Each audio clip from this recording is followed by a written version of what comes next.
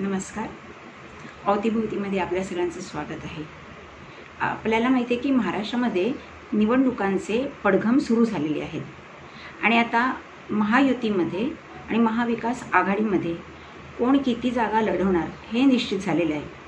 प्रश्न उरला होता तो महाविकास आघाडीचा, पण आता त्यांचा फॉर्म्युला 105, 95, 80 असा ठरलेला आहे.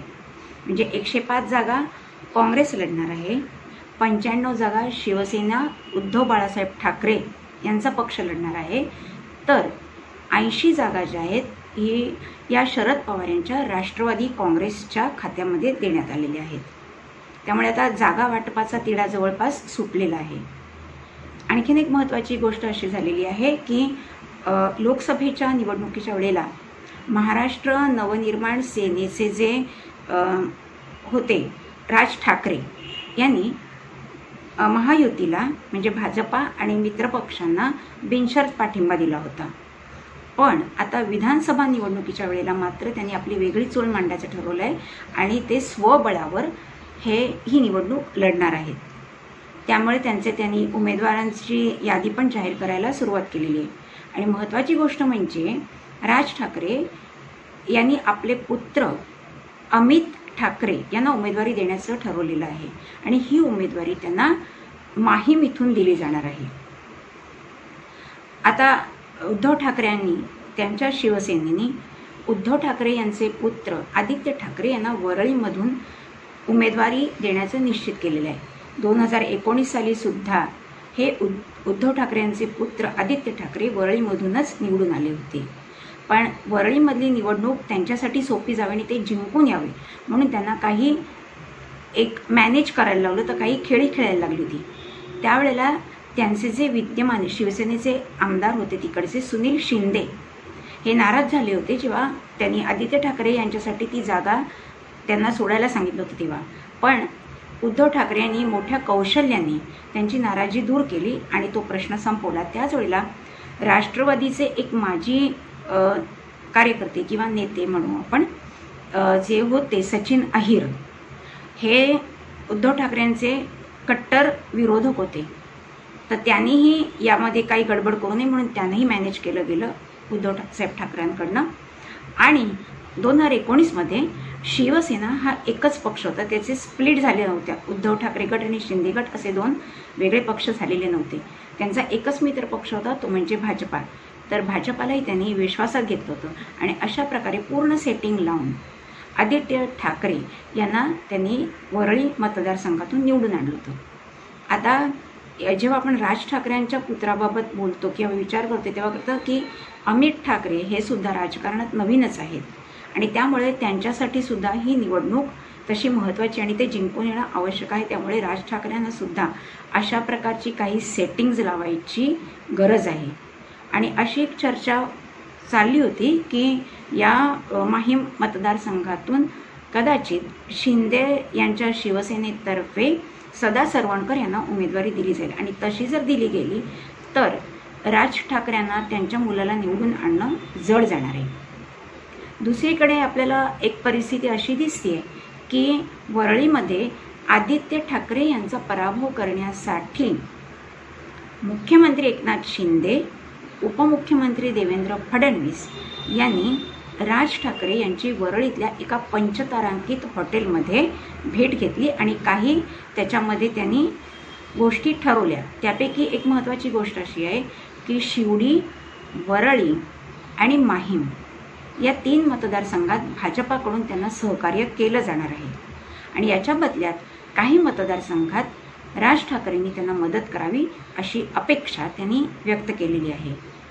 तर वरळीमध्ये शिवसेनेतर्फे कदाचित संदीप देशपांडे यांना उमेदवारी दिली जाण्याची शक्यता वर्तवली जात आहे, तर भाजपाकडून शायना NC यांना उमेदवारी दिल्याची शक्यता व्यक्त केली जात आहे. बघूया पुढे काय होते ते.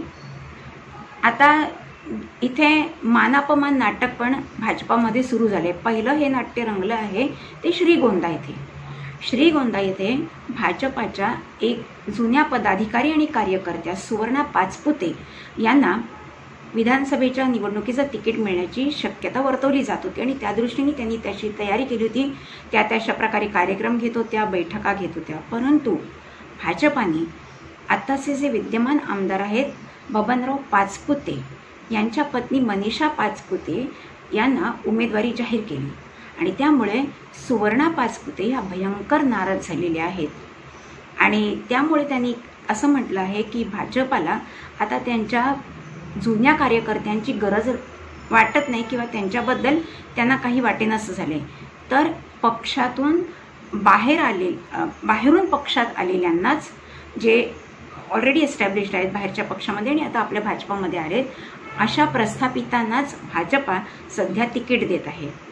आणि हे अतिशय वाईट आहे आणि त्यामुळे भाजपाची अवस्था धृतराष्ट्रासारखी झालेली आहे. आणि म्हणूनच त्या अशी प्रतिक्रिया व्यक्त करून त्यांच्या कार्यालयात गेल्या आणि तिकडे भाजपाच्या कार्यकर्त्यांचे जे फोटो होते, नेत्यांचे जे फोटो होते ते त्यांनी तत्काळ काढून टाकले, भाजपाचं चिन्हही काढून टाकलं.